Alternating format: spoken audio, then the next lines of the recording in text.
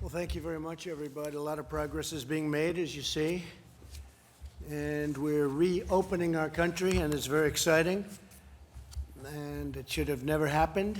This plague should never have happened. It could have been stopped, but people chose not to stop it. And it's a very sad thing for the world, 184 countries at least. But it's a great honor to have you with us, friends of mine, who have been truly great business leaders and are great business leaders. And you're opening up your company again, too, if you think about it, right? You're sort of doing a reopening, but they're great companies and they'll do very well, hopefully better than ever before. And that's what we're seeing. We're seeing tremendous pent-up demand, and it's a beautiful thing to see. So it's wonderful to have America industry leaders, and that's what you are, true leaders, to the White House. You've been here before, all of you, and we've talked about it in different times. We built the greatest economy in the history of the world, and nobody even disputes that. And one day they walk in, they say, "Sir, we're going to have to close it up until we get rid of this hidden enemy, this terrible scourge." And that's what we did, and we did the right thing. We did an incredible job. We worked with the governments. We worked with states all over the country. We had no ventilators, or very few, from previous administrations, and we became the king of ventilators. We have thousands and thousands of ventilators. We're now helping other countries with ventilators. We had old-fashioned tests that didn't work. They were really obsolete. They didn't work. They were broken. And we end up, the testing has been incredible now, and to a level that nobody's seen. I got a call from President Moon of South Korea. He said, "Congratulations, your testing is just, nobody's ever seen anything like we're doing." We've tested more than all countries put together, and millions of tests, and the highest quality test. But it's great to be with you. We're joined by Matt Maddox of Wynn Resorts, Chris Reynolds of Toyota, Chris Nassetta of Hilton, Josh Bolton of the Business Roundtable, Walt Immer of Waffle House, and thanks to Vice President Mike Pence, Secretary Steve Mnuchin, and Secretary Eugene Scalia. That Scalia has very good genes. Where's Scalia? He has very good genes, that guy, I'll tell you. Scalia, he's got the Scalia genes, right? We all know what that means. We mourn, and I have to say this so strongly, we mourn every life tragically lost to the invisible enemy, and we're heartened that the worst of the pain and suffering is going to be behind us. We think we really have crossed a big boundary, and much better days are ahead. And I often say I see the light at the end of the tunnel very strongly. This demand is going to be incredible. I think next year is going to be an incredible year for our economy. I think the fourth quarter is going to be really, really good. Kevin, we were talking about that before. You maybe will say something. And we're going to be in a transition quarter next quarter, the third quarter. And I think we'll do very, very nicely there from an economic standpoint. But thanks to the devotion of the American people, the number of new cases continues to decline. The United States has now conducted nearly 6 million tests, far more than any other nation, as I said. So many tests, and so much has been learned about what we're fighting. And if it does rear up a little bit in the fall, or even a lot, we'll be able to put it out. We'll put out the embers, or we'll put out the flames. 2 weeks ago, we released guidelines to give states a real strong indication of what we want and how we want it done. We've really had a good relationship with the states. Mike Pence has worked very, very hard with the task force. He's headed the task force, so importantly, with a great group of people.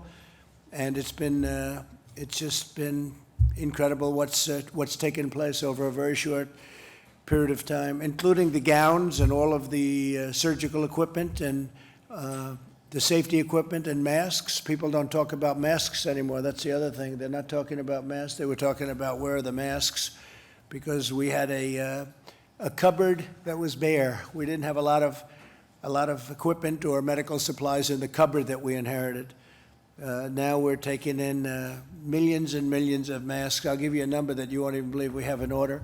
500 million masks coming in, and we've delivered millions and millions and tens of millions of masks all over. So you don't hear about that anymore either. You don't hear about ventilators, you don't hear about masks, and you shouldn't be hearing about testing, but that's the last thing they can complain about, I guess. You know, if we do 2 million tests, they said, how come you didn't do 3? Well, we do 3, and then they say, how come you didn't do 4? That's like a dream for the media.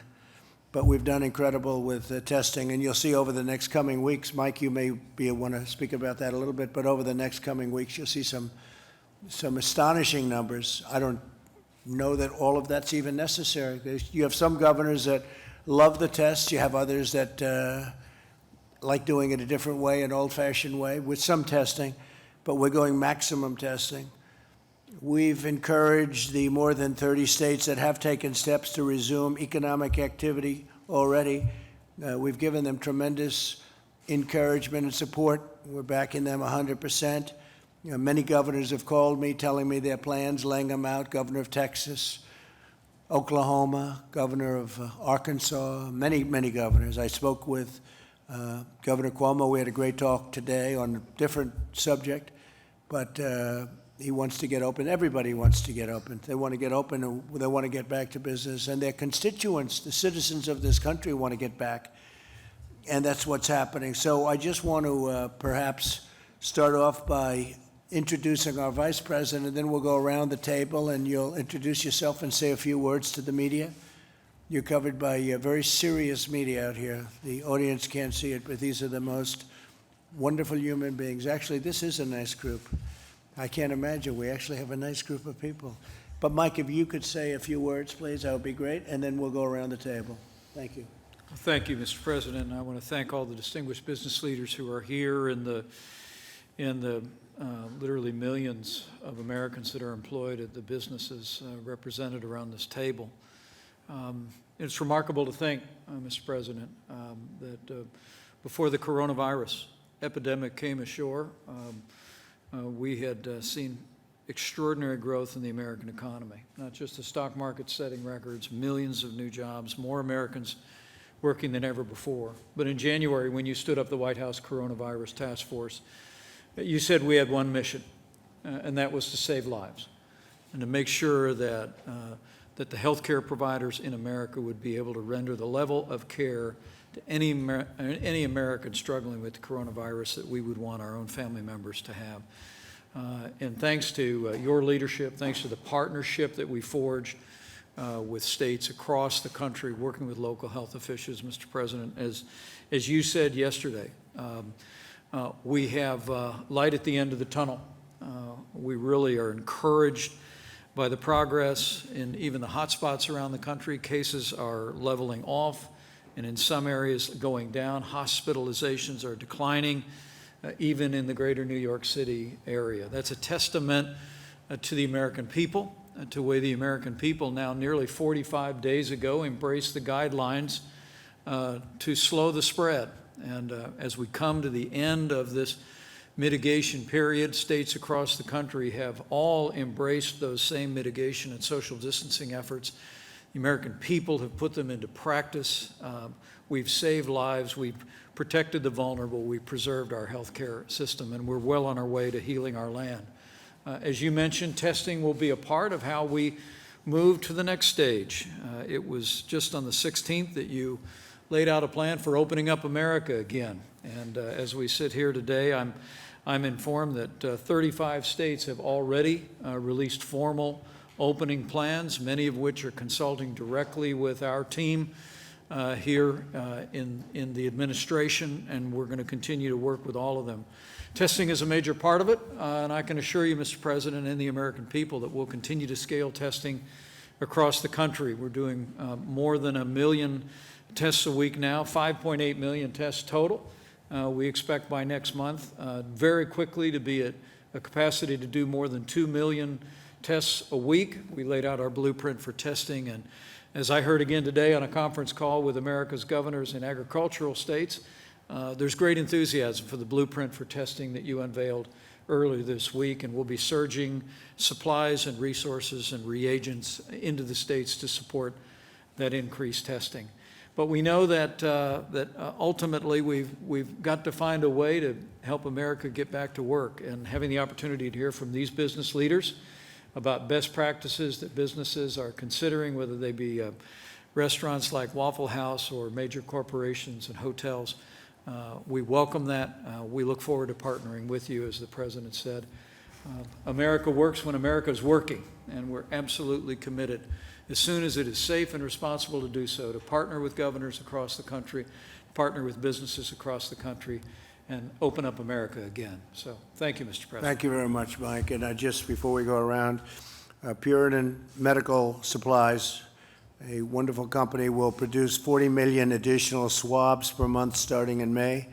They've opened up a very big process, and that was funding authorized by the Defense Production Act. So that'll help the states. And again, we're there to help the states. A lot of states can buy their own swabs. It's not that big a deal, but we're here to help them. We want them to be successful. We had, as you know, the governor of Louisiana in today, and we told that story, which has been a really great story. And we had the governor of Florida in yesterday, and that was a great story. These were just incredible what's been happening. So maybe we'll start with my left, and Chris, you want to take it and tell them about, I know a lot about your company, but maybe a lot of people don't. Tell them the story. Indeed you do. Thank you, first of all, for inviting me back to the White House. I was thinking on the way down here today, I'm based in Washington, and I was here about 6 weeks ago.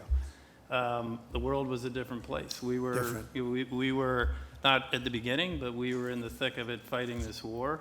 And we've come a long way. We've made tremendous progress thanks to your leadership and the leadership of the administration that's represented around this table and otherwise. So thank you for that.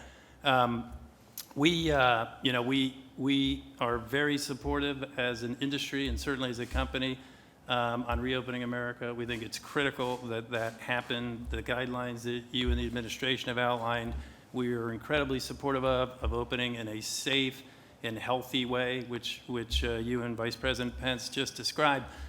We have been trying at Hilton and as an industry to be part of the solution throughout. So in the middle of the crux of the crisis, when first responders were unable to get housing, even though our industry and our company has its share of problems, we provided with American Express 1 million rooms free of charge to first responders.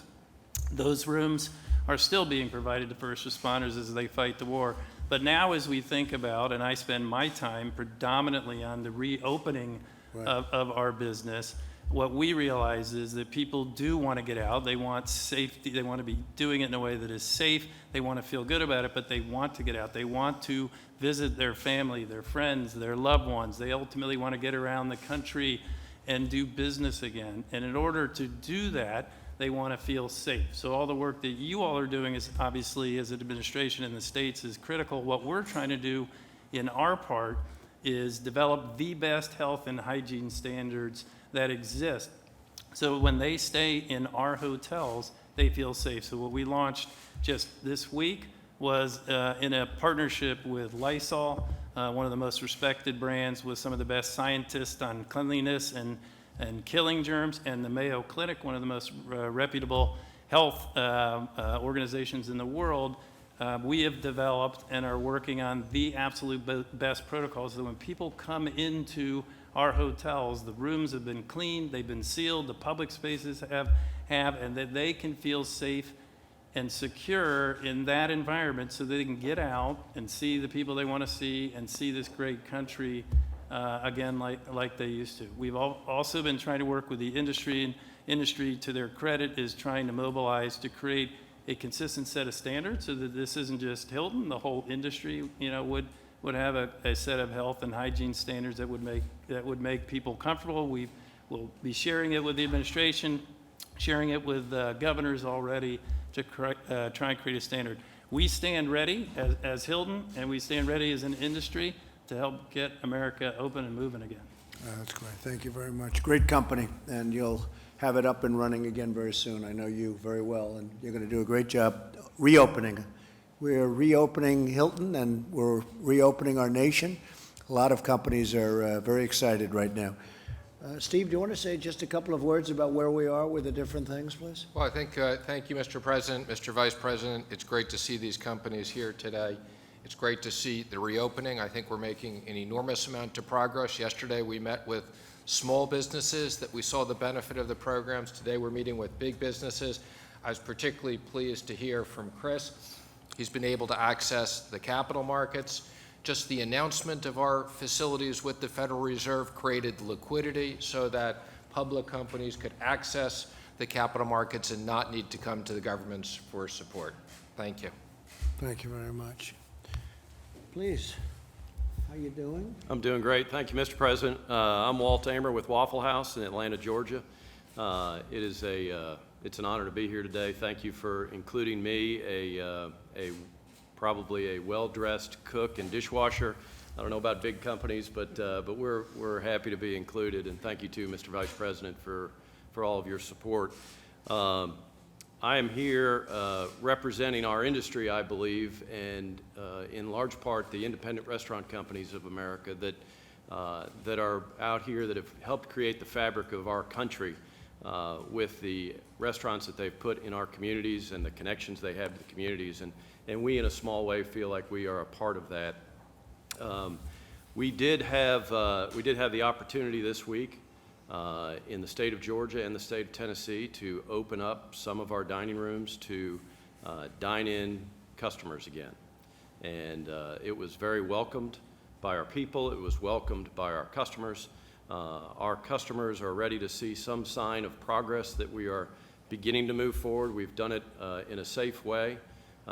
We have followed all of the guidelines, your guidelines, the CDC guidelines, and how to make that happen. But what we believe when we started out on this journey, we said we really have several goals. And the first goal was we wanted it to be a safe environment for our customers and for our associates. And our second goal was to create financial safety for our workforce. And I wanted to thank you personally on behalf of our workforce, for all of the stimulus funds that have gone directly to the workforce of America. It is making a difference. It has made a difference. It is keeping the economic engine turning ever so slowly right now, but it is helping keep people put food on their table and a roof over their heads. So on behalf of our workforce, I thank you for that. As we got into this, we felt like we needed to make a lot of adjustments coming in. One of the great things about a restaurant and the entire restaurant community, the restaurants are the second largest private employer in the country. And there is 1 million restaurants out there, and probably no other industry has been hit as hard from a revenue standpoint or a layoff and furlough standpoint. But restaurants, if you think about it. What's number one? What's number one? Healthcare is my understanding. Really? Good. Yeah, private employers. I assume you guys are number one overall. But so, you know, restaurants have a unique opportunity to help lead us out of this. And the reason for that, in my opinion, is that we have been practicing safe food handling for years.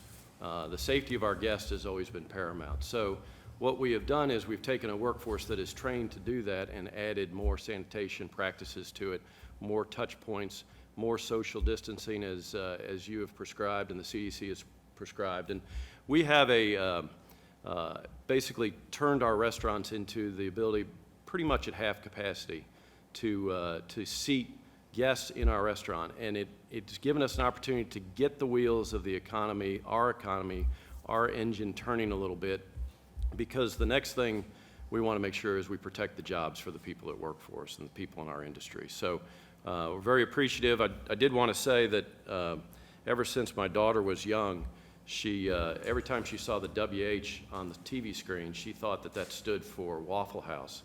So I don't know if you have the trademark for the WH or we do, but we could probably work something out if I wore my WH tie for you today. This one was here first, I know that.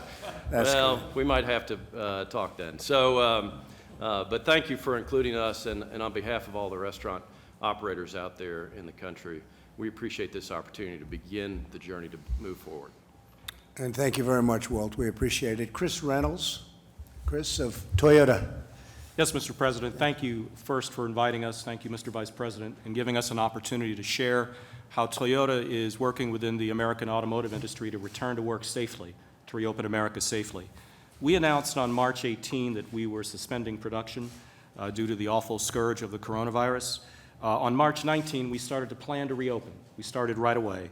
And just to give you some quick background on Toyota, we've been here in the U.S. for over 60 years, 1,500 dealers, 1.2 million units of cars and trucks manufactured last year, 475,000 people employed, including a great number in the state of Indiana, from where our vice president is from. Going to the next slide, with that as background, really are trying to apply three fundamental principles to how we're going to return to work. Principle number one is we need to stay connected with our team members. So every week we conduct phone surveys with all 32,000 of our factory workers, asking them how are they feeling, what's their health, what's their family's well-being, what's their confidence level in returning to work.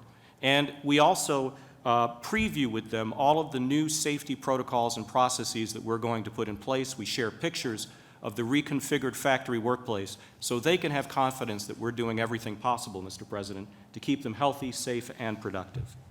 The second principle that we follow is that we've prepared our plants and facilities for safe and healthy working. So, like many here, we're engaging in marked off areas that require social distancing, the provision of masks and face shields where appropriate, daily temperature screening, as well as a daily app-based questionnaire that before you come into work asks you, how are you feeling today?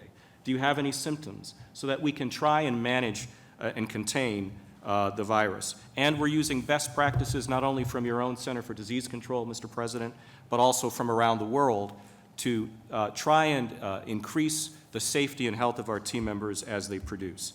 And then the third principle is we're not date-driven, we're data-driven. So our current plan is to open on May 11. It'll be a slow, gradual opening of our plants around the country, but we're flexible. Every plant will be different. We'll have staggered shifts. We'll do many other things to comply with the Centers for Disease Control guidelines, and our goal is to prioritize team member and health. Mr. President, one final point. We all know that our team members live in communities. It's not just the workforce that they're in communities. So what Toyota has done is it's tried to support the communities in which our team members live, including manufacturing 500,000 face shields just since the start of this crisis to distribute to healthcare centers, nursing homes, first responders around the country so that our team members can feel that we're also part of the community. And we've also put together, just released yesterday, a community service announcement aimed at those communities of color that have been particularly impacted by the lethal nature of this virus. This announcement includes celebrities encouraging everyone to engage in safe practices promoted by the Centers for Disease Control. So we think it's a holistic process. We think it's also a process that requires commitment, and thank you for the commitment that your administration has demonstrated. We're going to get through this as a family, Mr. President. Thank you. So, Chris, what's Toyota doing in Japan? Are they open? Are they semi-open? What's happening in Japan? Mr. President, in Japan, the situation varies prefecture by prefecture. It depends on the plant. Some facilities are operating, some are not, and that's really a function of both the situation on the ground in a given prefecture like our state, or it's a function of demand. So it varies, sir. Well, great job. You're going to have a great Olympics next year, too, by the way. Thank you, Mr. President. Really great Olympics. Thank you very much. Matt Maddox, please. Wynn Resorts. Hi, Yes. Thank you, Mr. President. First, I'd like to echo what you're saying about testing and testing capacity. We have seen a real expansion in testing capacity in Las Vegas, so much so that our university hospital is going from a couple hundred tests a day to 10,000 tests a day. They don't have enough people to test. So I signed a deal with them to allow all WIN employees to get tests anytime for free, and they're going to set up on-site testing. So that's moving forward. We also, during this time, decided to pay all 15,000 of our employees, from housekeepers to head of sales. Right. And we did that because I thought that could help accelerate the economy. So as an example, we took our call center, and we've had our call center team up with the health district to become contact tracers. We tripled the amount of contact tracing ability on us for our state to get that moving. Great. And we published a 23-page plan for the whole world to see 10 days ago that lays out exactly what we think a strip opening would look like. We have thermal cameras at our entrances. We have company-supplied PPE. We have just about every UV technology that you can think of for disinfectant. So we're ready, and I'm encouraging our state that we need to begin a phased approach and get back to business. So Matt, when do you think the Las Vegas Strip will be opening? Do you have any idea? So the plan that I put forward to the state is this week, let's start phase one, golf course, tennis courts, small restaurants, small retails, nail salons, et cetera, with social distancing in place. Judge the benchmarks that we've prepared. We prepared 3 benchmarks based on disease growth, ICU capacity, and testing positivity rate. We're going to have them out there public every day. If we're inside those benchmarks in 3 weeks, then on Memorial Day, I would hope that we're open. And you have a lot of excess testing capacity. That's great. We do. Others have said that too. We do. Ron DeSantis said it yesterday. So all 12,000 of our employees in Las Vegas can now go get a test. That's fantastic. Thank you very much. Great Sure. job. Say hello to all of my friends. I will. I All will, right. of course. Josh Bolton, please. Josh, Business Roundtable. And does a great job at the Business Roundtable. Thank you, Josh. Thank you, Mr. President. Thanks for this opportunity. I'm Josh Bolton. I'm CEO of the Business Roundtable, an organization of nearly 200 of America's leading CEOs who collectively employ over 15 million people. Every sector of the economy is represented in our organization, so we have an opportunity to get a view of the big picture. And Mr. President, we don't need to tell you that right now the big picture is very challenging. We're facing the largest economic crisis certainly in our lifetimes, and all of our members are keenly aware of that. We think now is the moment that it's critical that the country start getting back to business as rapidly as possible, not just for the health of the economy, but for the health and well-being of all of our citizens in our country. Successful reopening will depend, as the other panelists have said, on a lot of different elements, and if I may, I'd like to highlight 3. Top of the list is safety first. Business Roundtable companies are all uniformly committed, above all, to protecting the lives and the well-being of their employees and their customers.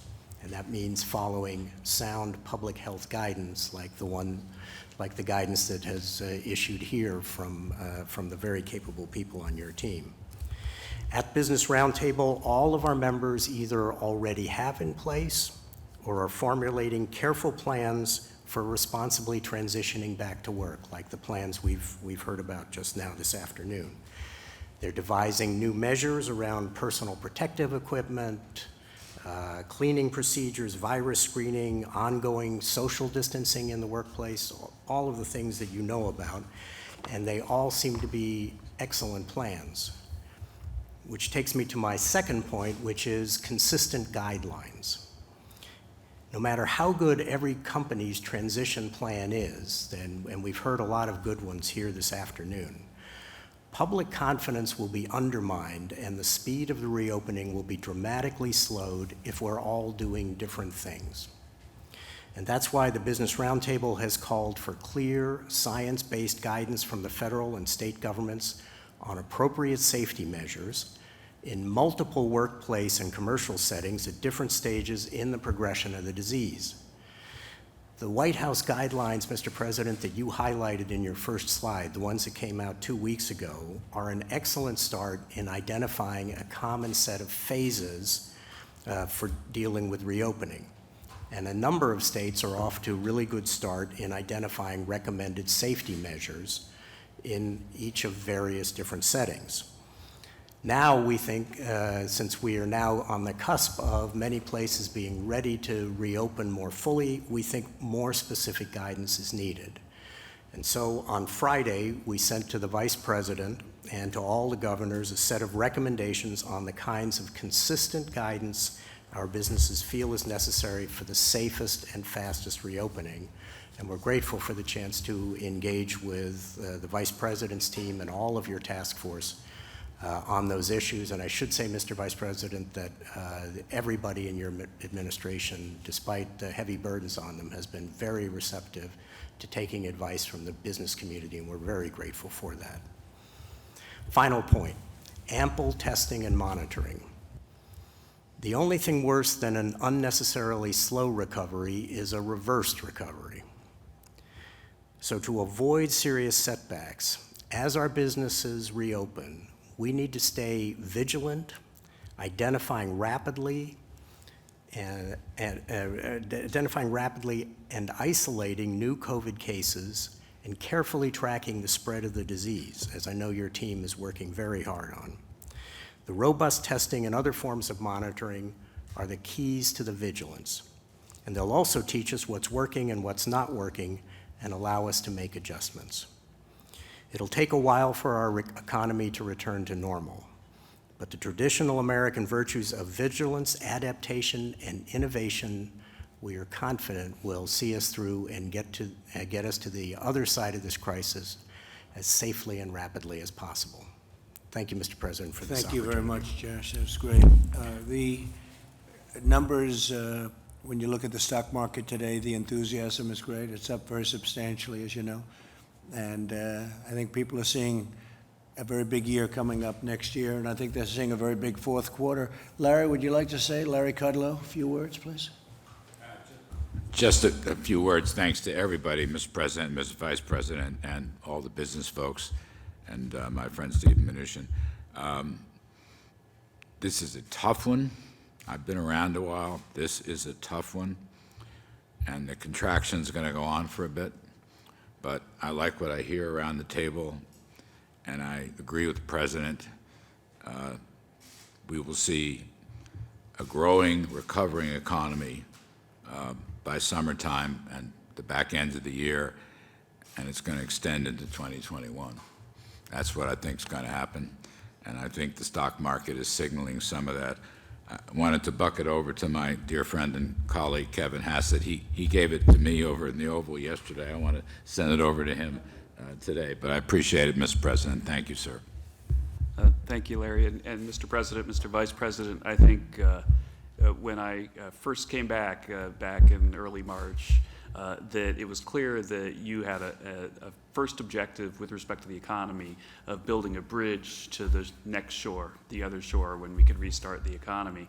And it was really massive fiscal action that made it so that a day like today could be possible, whereas you look around, there are all these businesses that have the wherewithal to start up. And it's because they've stayed connected to their employees. The checks that we've mailed to citizens means that there's going to be demand for their products. And so the big negative numbers that we're going to be seeing over the next few months don't necessarily mean what they would have meant absent all those policies. And so I think that we all have a great deal of optimism about how quickly the economy can come back, and it's precisely because of what we see in the room today, that people have come up with plans based on the guidance that your task force, Mr. Vice President, have given that make it so that they can operate safely, and they're gradually across the country opening up and getting back to work, and they're able to do so because of the lifeline that you, Mr. President, threw them with all of the first three phases of fiscal policy. Thank you. And it's great to have you back, too. Very talented guy. At least you made a lot of good predictions, and your predictions all turned out. Between you and Larry, that's a tremendous team. Thank you both very much. Gene, Secretary of a very important thing called labor. What's more important than labor? Well, it is so important. And, Mr. President, I was pleased to be able to tell you earlier today that as of yesterday, all 50 states and the District of Columbia are now offering the additional $600 in unemployment insurance that was part of the CARES Act that you signed last month. This was an additional benefit on top of what the states were already making available in unemployment, and one important part of your program to support workers during this difficult time. As you know, the states have had some challenges with their computer systems. We've been working with them. This is not declaring victory on all aspects of delivering those unemployment benefits, but it is a milestone I wanted to note.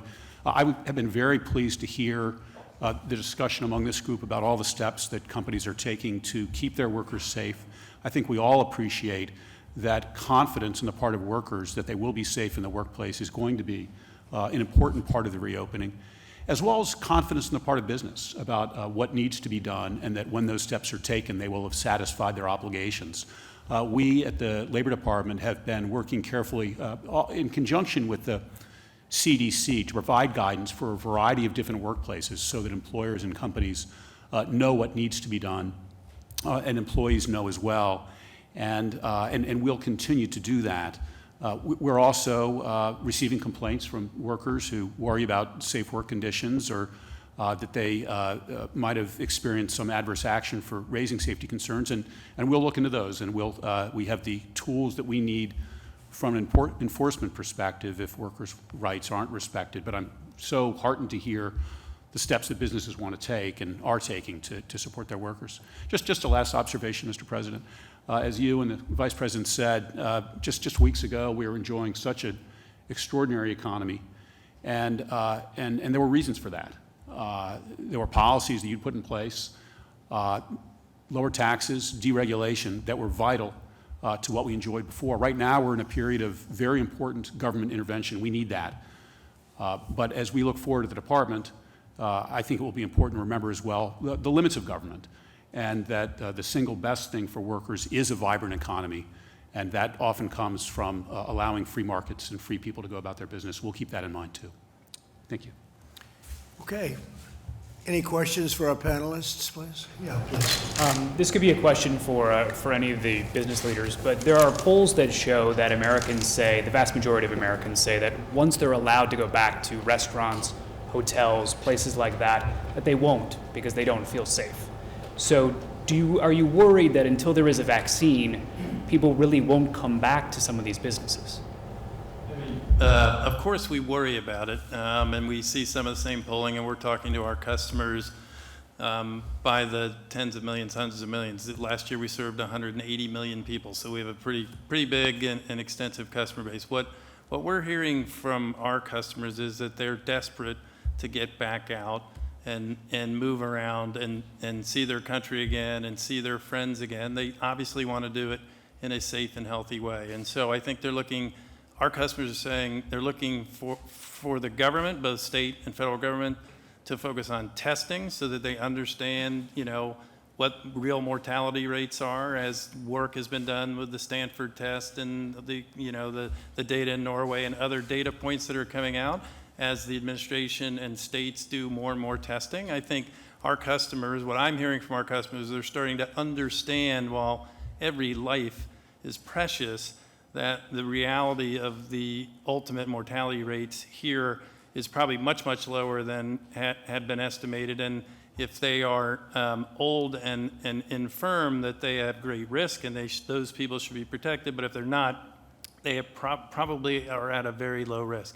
They're then looking for, which is why we launched this week Clean Stay, and while we're working with our industry, they want to know that people are being responsible, right? They want to know that we are doing the testing, the social distancing, that we are using protocols and PPE in protecting our employees so that they can protect customers, that we're being very thoughtful and sensible, that when they do come and stay with us or they enter into a restaurant where we've always had good hygiene, as you heard earlier, we are, our people are trained to have good hygiene, but we up our game so that when they're with us, they feel safe. So I think it's a combination of those things that are happening, of broadly understanding the real risk that they have, and then mitigating that risk even further by the specific actions that we all take in our places of work with our team members and thus ultimately with our customers. I haven't seen that, because I will tell you, to me, I think there's a tremendous pent-up demand for people. I see it in Texas where they have lines going into stores, and a couple of restaurants, I guess, opened, and they literally have long lines. I think there's a tremendous pent-up demand. I've been at the White House now for many months, and I'd like to get out. As much as I love this is the most beautiful house in the world, in my opinion. But I think there's just a great demand to get out and get our country going again, and that includes going to restaurants and hotels. And I think you're going to find, Chris, that you're going to do a lot of business that you're not even thinking about. I'm seeing it, I feel it, and I've felt a lot of things over the years, including, I think I can win for president, And frankly, I really feel that next year is going to be a very good year economically. We're going to be back in business, so we'll have to see. I mean, only time will tell, but there's a lot of good feelings, and a lot of good decisions have been made by a lot of very talented people. So I'm feeling very much that it's going to be very successful. For you, Mr. President, do you want the FDA to issue an emergency use authorization for remdesivir? Well, it's a big thing, what happened just recently, where they came up with something that has a very substantial percentage. You know, it's a building block. Tony said it today. I thought it was very well expressed. He said that's a building block. That means that's a very substantial chunk of a step. And that's a building block to the ultimate step. That's a big building block when you hear, I guess, 31%. So it was very good. Yeah, I want them to go as quickly as they can. Stephen Hahn, Dr. Hahn, has been incredible at the FDA. He's getting things done at record time. There's never been anything like it. And yeah, we want everything to be safe, but we would like to see very quick approvals, especially with things that work. Thank you. Mr. President, Mr. Bolton and others suggest that they'd like to see federal guidelines for some of these companies, explicit federal guidelines for some of these companies and factories opening back up. So far, you've given a lot of discretion to companies and states, but is that somewhere where you'd be willing to step in and do more? Well, we will step in if we see something wrong. We have given discretion to the governors. I've become very well acquainted with the governors. You have some very talented governors, frankly, and probably some that are a little bit less talented. That's okay, but it's a very talented group of people. And they're working with us. We're helping them, whether it's ventilators or swabs that they can't get, we're there.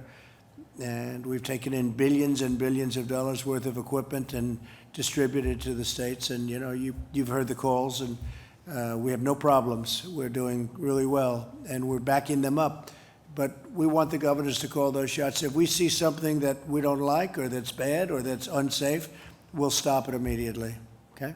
What might the new normal look like 2-3 years from now? Say restaurant workers, hotel workers, might they be required to wear masks, that sort of thing? What would the new normal look like? No, I don't see that. I see the new normal being what it was 3 months ago. I think we want to go back to where it was. I mean, when I look at a baseball game, I want to see people right next to each other. I don't want to see 4 seats in between every person so that the stadium becomes 25% of its original size. No, I want to see the NFL with a packed house. I don't want to see NFL with 3 seats in between people. No, I want to go back to where it was. That's where we're going to be. Look, this thing will pass. And when it passes, that'll be a great achievement. And we've done a very good job. It's far too many people, needlessly, because it could have been stopped at the point of origin. And somehow we weren't helped by whether it's World Health Organization or China, whoever. We weren't, they didn't do what should have been done. It's very sad, actually, for the whole world. It's a very sad thing. It's a very, very sad event. It's a war against the invisible enemy, and we're now on the other side, and I think what I want to see is I want to see where it was. And I think we have a chance to have an incredible year next year. Now, not if somebody's going to come in like our opponents and raise taxes all over the place. They want to raise taxes. That will kill something very fast. We have something that's very special. We built the greatest economy in the world, and I want to get that back as soon as possible. I think we can start getting it back very, very quickly. Look at the stock market today. When it has that kind of Kevin and Larry, when it has that kind of Josh, when it has that kind of a bounce today, as much as it went up, but I think it set almost a record over the last week, right? It's almost a record. And this is in the midst of something. Now, we're not in the midst. They feel we're at the other side of it, or you wouldn't be seeing numbers like this. But so we're at 24,000, maybe even a little above 24,000, and we were at 29,000. We never broke 30 on the Dow. So that's tremendous. But what it really does, you have a lot of very smart people. That means that they're looking to the future, number one. And I look at it as jobs. I also look at it as sort of guidance. It's a guidance in a sense. It's the stock market. Who would think you could have a stock market at 24,000 after we've gone through the worst pandemic since 1917? That's over 100 years.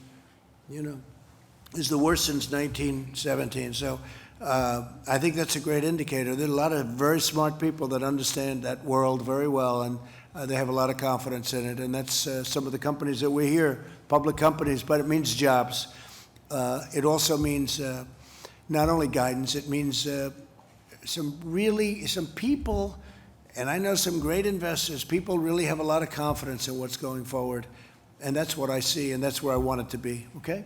Mr. President, Yes, are you open to making a deal with the Postal Service that would allow it to borrow from Treasury without raising its shipping rates, its package rates? Well, you have to raise the rates on packages because they're losing a fortune on packages. They're losing anywhere from $2 to $3 or $4 a package every time they deliver, so it's not fair. And it's not fair to the people that work at the Postal Service. You have some of these companies, the internet retail, you look at that, and they drop millions of packages on the post office. The post office delivers a package, and every time they deliver a package, they lose from $2 to $5 a package.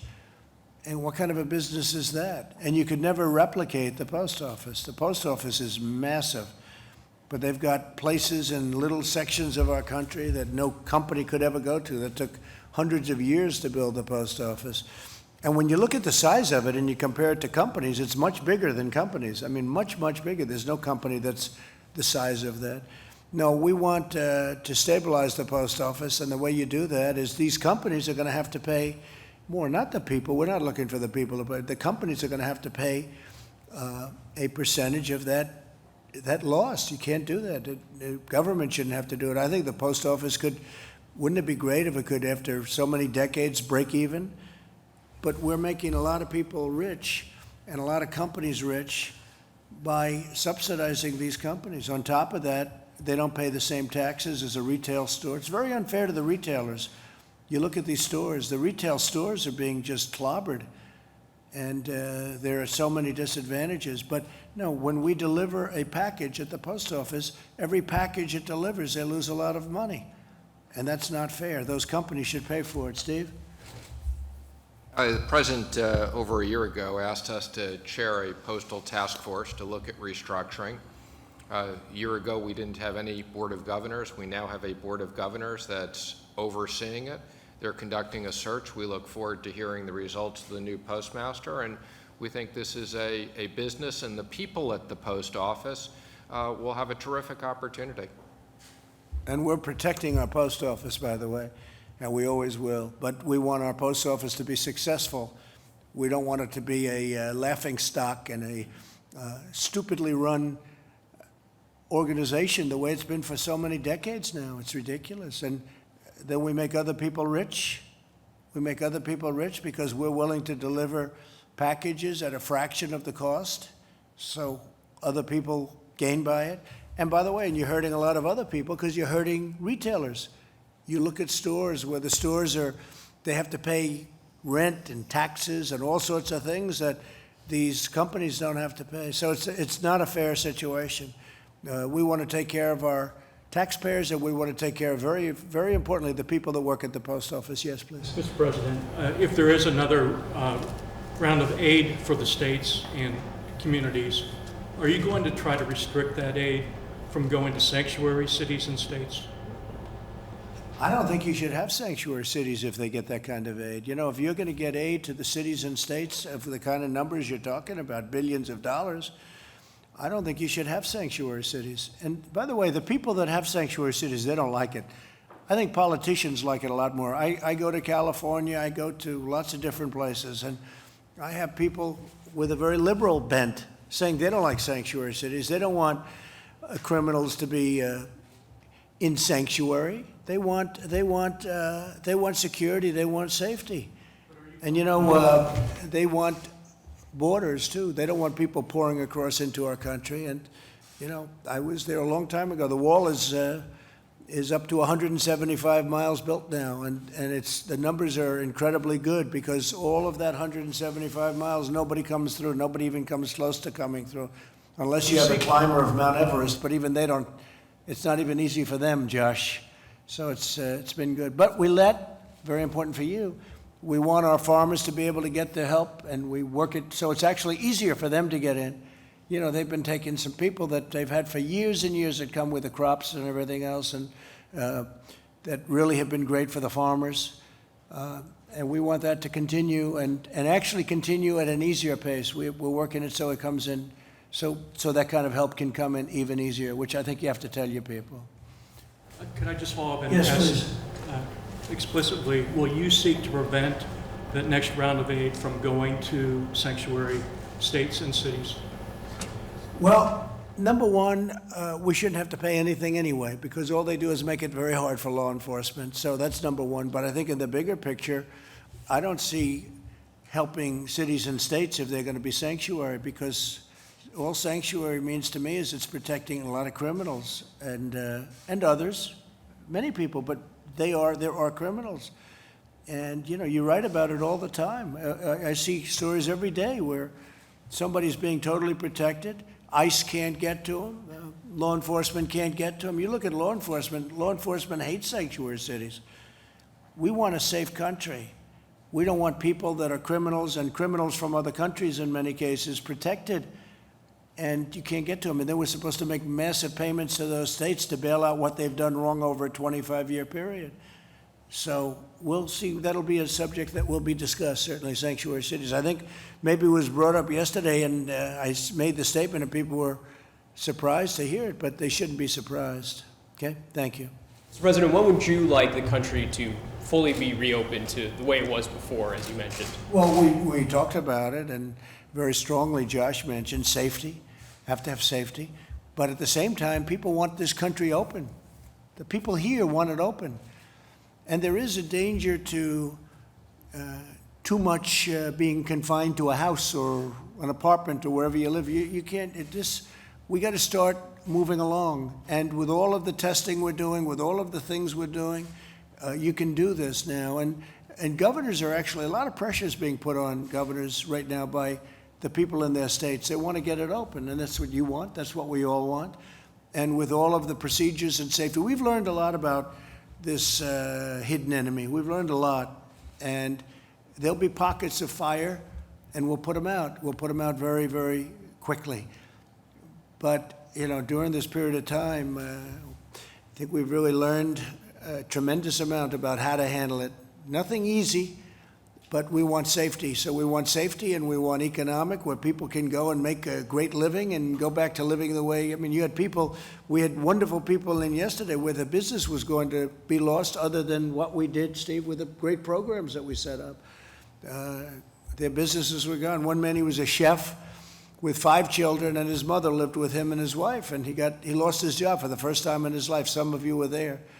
And you had others that were equally so. It was pretty amazing. I thought it was pretty amazing display of what we've done to help a lot of people. And you have millions of people like that, millions that have been helped where they wouldn't have a job right now, and where the small business would have closed. Now, these are big businesses, but the small businesses would have closed. And I think it's great when WIN, which is a terrific group of people, but when Matt says that, we're supporting all of the people, I know what that is. That's a big, you practically a full staff and you have no income. That's a big thing. That's a great thing. I hope you're rewarded for that. Thank you. Thank you very much. No, it's a tremendous thing. Is there a target date? Well, yeah, its target date is as soon as possible. Some states are already open. I mean, they're opening up rapidly. We have a number of them opening up on Monday. We have a number of them opening up sooner than that, as you know, or at least partially opening. Some of them even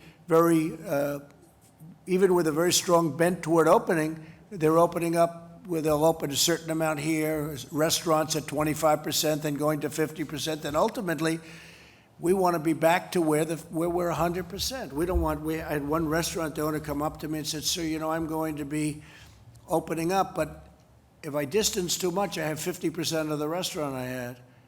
I said, "And you'll also have a worse atmosphere." We want to be back where we can have. We want it to be the way it was, because the way it was is the right way. We can't have somebody with a half a restaurant. You understand? He had 175 seats. Now he's got half. That's not going to pay the rent or whatever. Same thing with an owner. I was on the phone with the commissioners and some of the owners of sports, of big-time sports, and he was talking almost like he was going to have 2 or 3 seats in between everybody that was there.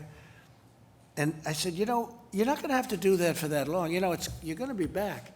He said, really? Oh, really? He was like, I don't want people to get used to this because this virus is going to be gone. And when it's gone, you want to get back to normal. You're not going to have a stadium that's 30% the size of what it was 3 months ago.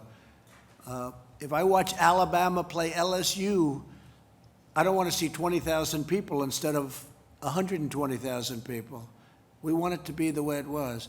Now, we've got to wait till it's gone, and it will be gone, and we've done a lot to get rid of it. But we want to open our country. The people want this country open. So this 100% scenario you're laying out, going back to the way it was, is that before the vaccine or after the vaccine? So a lot of progress is being made on a vaccine, but you never know, right? You never know. With SARS, they didn't come up with a vaccine, and sometimes they don't, and sometimes they do. I will say this, I don't think there was the same effort, because a lot of people don't know what SARS is, and some people do. But they do come up with vaccines. I mean, you look at what's happened as an example with Ebola, with AIDS, with others that have been so incredibly successfully, if not eradicated, certainly it's been incredible what some, with what these people that I'm dealing with right now, like Gilead today, with, what they came up with as an example, that's far ahead of schedule. So we're looking for vaccines, we're looking for therapeutics also. I mean, I think therapeutics right now, if you gave me both, I'd rather have the therapy, because that, makes people better right now, whether it's helping them along or makes them better almost instantly. We have to see. But there's tremendous work on therapeutics going on, and I think we're having some good results. One of them was Gilead today. 100% the full restaurants, the stadiums, theoretically could come before the vaccine. No, I'm not relying on that. I hope that's going to happen. Johnson & Johnson, Oxford, you hear a lot of very good stories. I'm hearing them really firsthand, good stories, very promising, but they have to test it. Maybe it's not safe. Maybe it eradicates it, but it's not safe. And, they have to do testing with vaccines, whereas the therapeutics, it goes a lot quicker in terms of the process. No, if you don't have a vaccine, if the virus is gone, we're like we were before. But having a vaccine would be a great thing.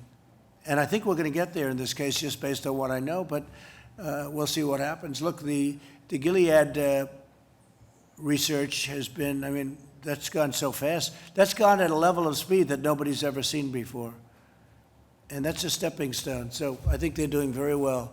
But no, I want to get back with or without, but I want, obviously we have to wait till it's gone. It will be gone.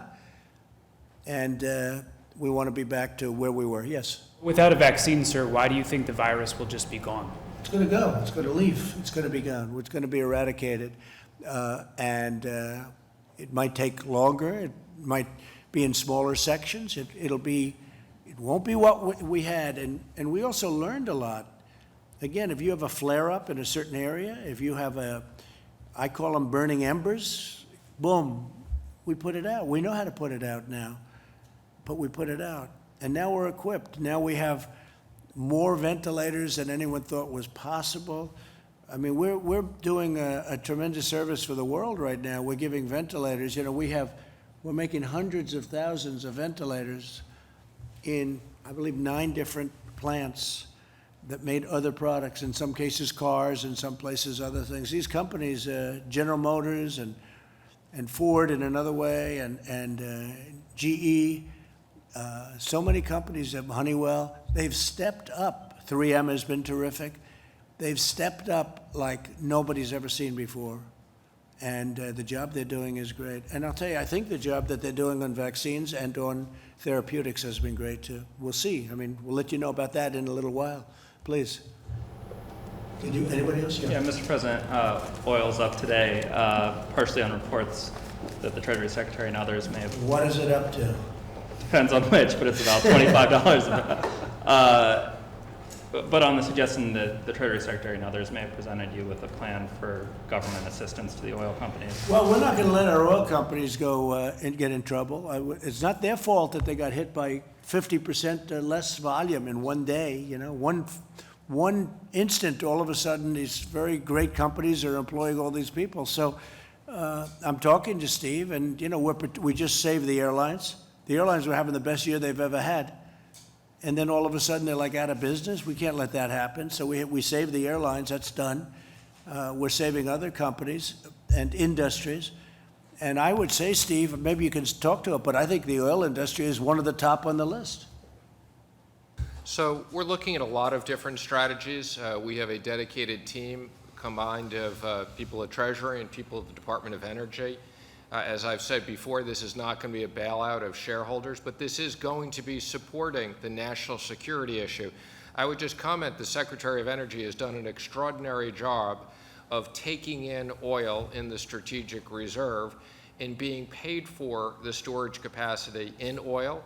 We're also exploring potentially having the ability to store another several 100 million barrels. So we're looking at lots of different options. We're in touch with lots of people around the world, and the President is determined that we protect the national security interest and the jobs.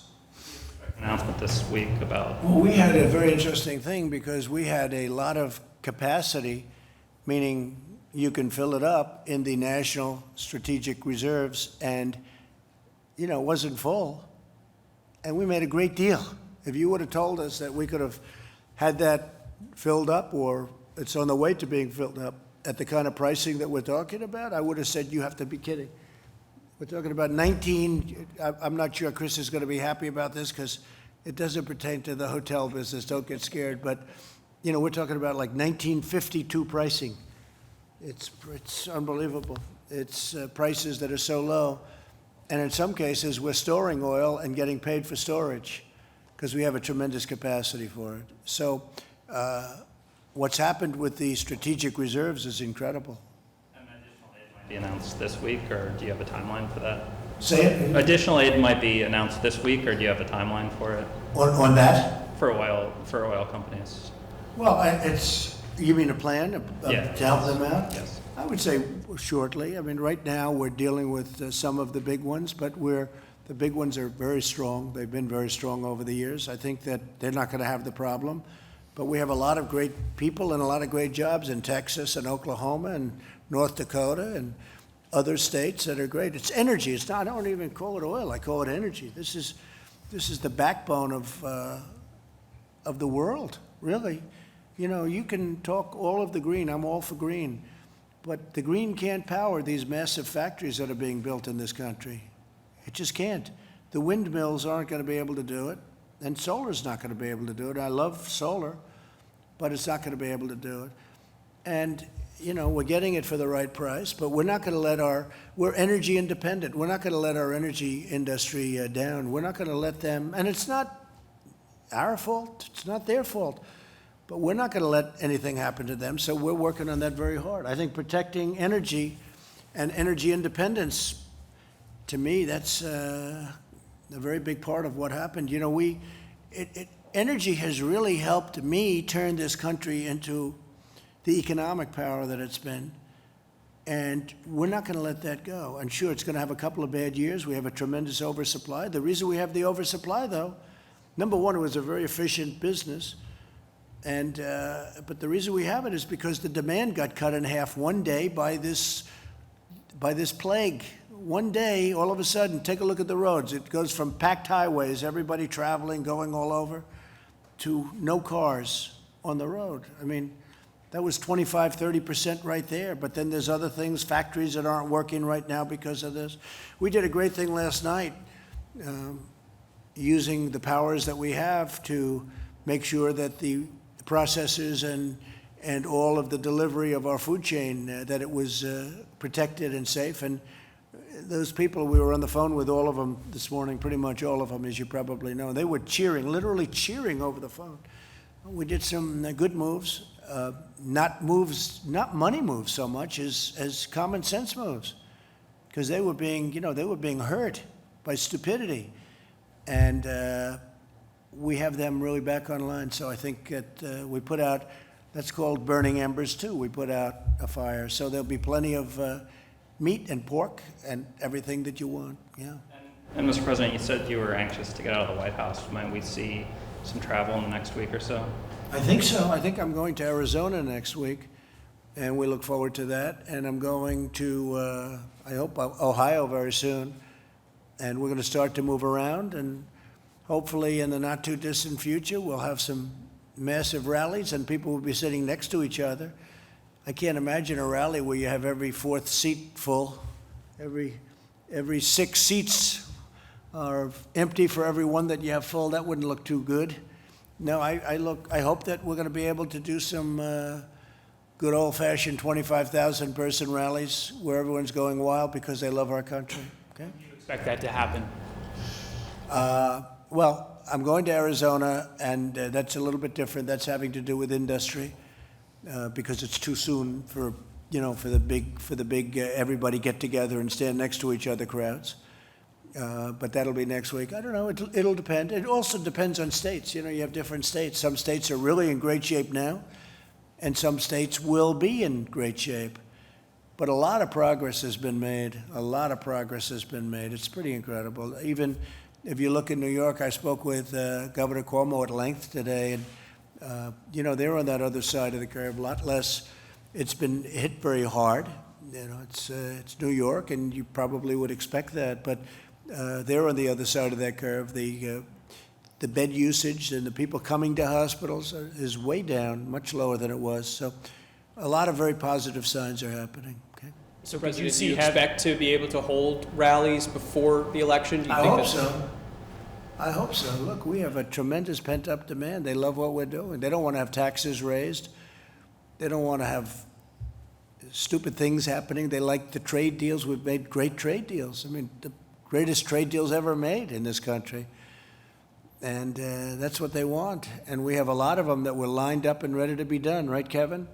We have deals that were lined up with countries ready to be done that were so good for our country, so good for our workers. And then this scourge came along, and, that's the last thing people are thinking about right now. It's, we put them on hold for a little while. But no, I hope to have... I hope to see football games and baseball games and basketball. Now, for basketball, you're going to have a little bit of a time. I don't know what they're going to do. Maybe they'll be able to play sort of toward the finals or the playoffs or whatever they're doing. I saw baseball's doing something very unusual. I don't know if I agree with that. I'd like to see the Yankees play at Yankee Stadium. I see they have some ideas for baseball that are very different. I guess I'm a traditionalist, but I think they'd be able to play at Yankee Stadium with obviously smaller crowds, and then the crowds would start to build as things get to be a little bit better. But no, I think you're going to see some big things happening. And again, this is going away. This is going away. I think we're going to come up with vaccines and all, but this is going away. And when it's gone, we're going to be doing a lot of things.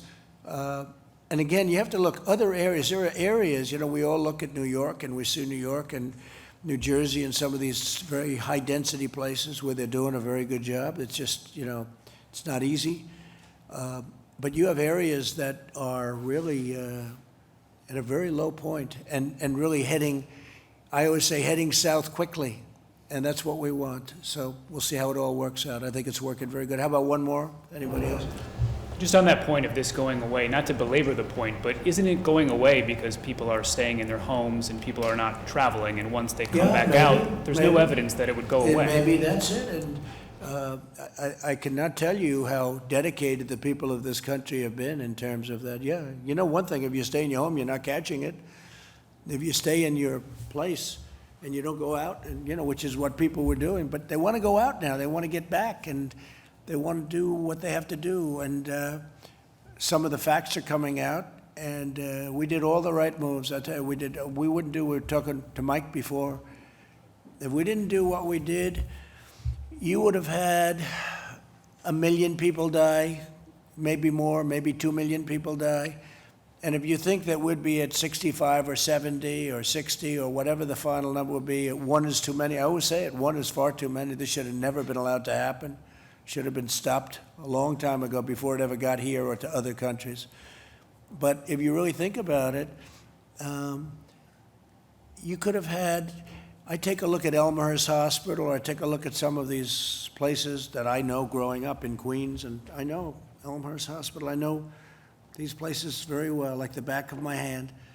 And you'd see body bags lying all over the hallways and outside and going into refrigerated trucks. And multiply that number by 10 or 20, if we didn't do what we did, it wouldn't be acceptable, it wouldn't be sustainable.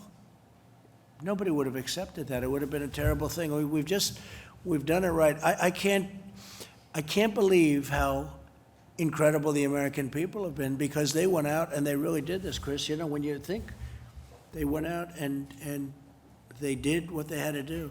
You know, every once in a while, a country like Sweden will be thrown out, or Brazil. Now, Brazil's having a hard time because they're having a hard time. But Sweden, the people in Sweden, they're not running around and shaking hands and hugging and kissing each other. You know, the bars are closed and the people are staying in the house. The prime minister doesn't have to say in Sweden, stay in your house. The people stay there automatically. And, they're using that as an example. But they've been hit hard. But again, you call it automatic. I mean, it's automatic distancing, it's automatic protection. But places were closed, the bars were closed. You can't stand at the bars, you can't do certain things.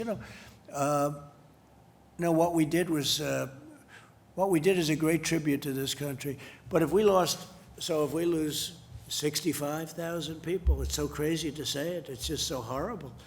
But if we lose 65,000 people, and instead of that going the other route, we would have lost 1 million or 1.5 million or 2 million, it's possible. It's possible that you lost more. But could you imagine, look how horrible it is to lose 65 and then multiply that times many, many times. That would not be sustainable.